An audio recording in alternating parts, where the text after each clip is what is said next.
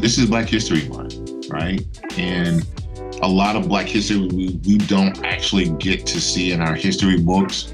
There's just so many amazing people in our history that haven't been given the credit. If either of you have someone that you looked up to, that you want to speak about this month, I'll give you the opportunity to do that. So my great-grandmother was the first African-American public school teacher in the whole state of Kansas.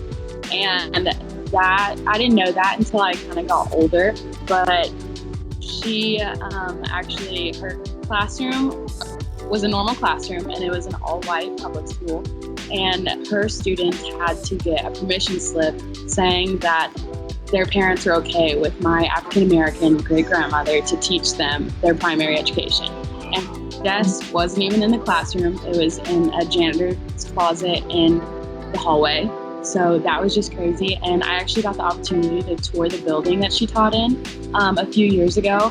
And she literally bawled her eyes out when she saw her closet with her desk still in it. And it was just this old refurbished desk, splinters and everything. And it just made me kind of like come back down to earth just to realize the pain and struggle just that she felt. Because, I mean, in that situation, you do anything wrong and they're like, oh, I'm pulling my kid from this woman's class. And just to think that happened was absolutely crazy. And my great grandfather, he recently passed away, but he was also one of the first African-American postmen in the state of Kansas as well. So just to understand like also what he went through, like people spitting on him, people calling him racist names when he's giving them your mail. Like it's just crazy. And it makes me kind of take a step back and realize like, I didn't have to go through much of that, but my family did. Like, it's absolutely just heartwarming to know. And my great grandma, she was a housemaid for a while, and the family that she was working for sent her to college. They paid for half of her college, and it was absolutely crazy because she wouldn't have gotten opportunities in the education force that she would have. And it was a white family, and it's just crazy, like how the culture has just developed across time, and I didn't have to deal with it, but my family did. It just makes me genuinely just, I don't know, it's kind of emotion. It's crazy. But I would say with Black History Month, I look up more to my dad just because he's from Mississippi, came from a just very like poor household. He tells like stories where for Christmas he literally got like an orange and like a toothbrush, like, and that was great. Like he loved like getting those gifts. He played football at a small school in Kansas, and that was kind of how he got out of that environment just in Mississippi. And I think he also had to deal with a lot of kind of like what Aiden said. He was called a lot of racist names growing up and bullied as a kid. Just seeing him, like, he's been telling me stories more recently now that I'm older and everything about his childhood, and it's made me very like emotional because kind of I feel like most of the times we don't talk about stuff with our dads like that. And growing up and like hearing his stories just really made me closer to him. Not that I wasn't before because we've always been close, but I just kind of got to know how he is the way he is. And he's a big kind of advocate for social justice and just bullying in itself. He just is a big person on like standing up for what's right and standing up for people. As a kid, he would always tell me, don't be the bystander.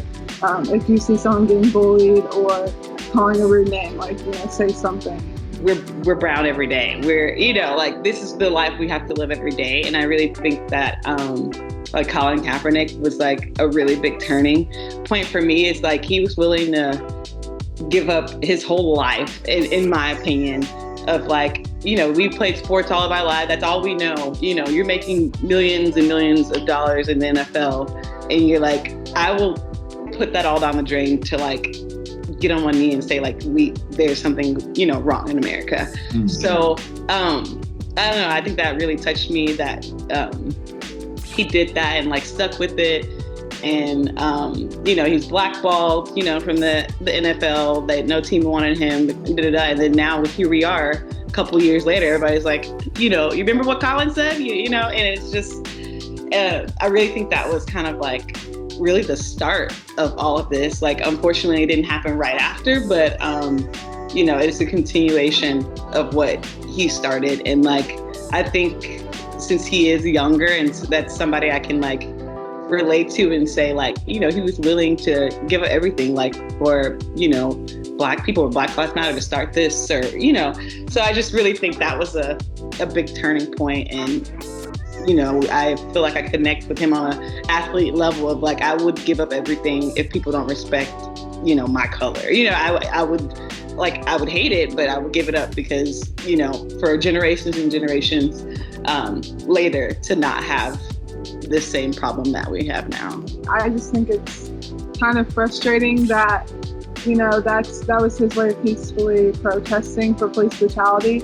But then just like the backlash we get now for that, it's like what's okay then? If kneeling like affects you that much, right. It's okay. What's the form of protest that's okay for those people who get so angry about it? Just to, again, like be open for some people to be more open-minded and be like, there's no connection with the flag and the kneeling. Like, there's no connection. When there's justice for all, I will do that. You know what I'm saying? So, I don't know. That's just my thought.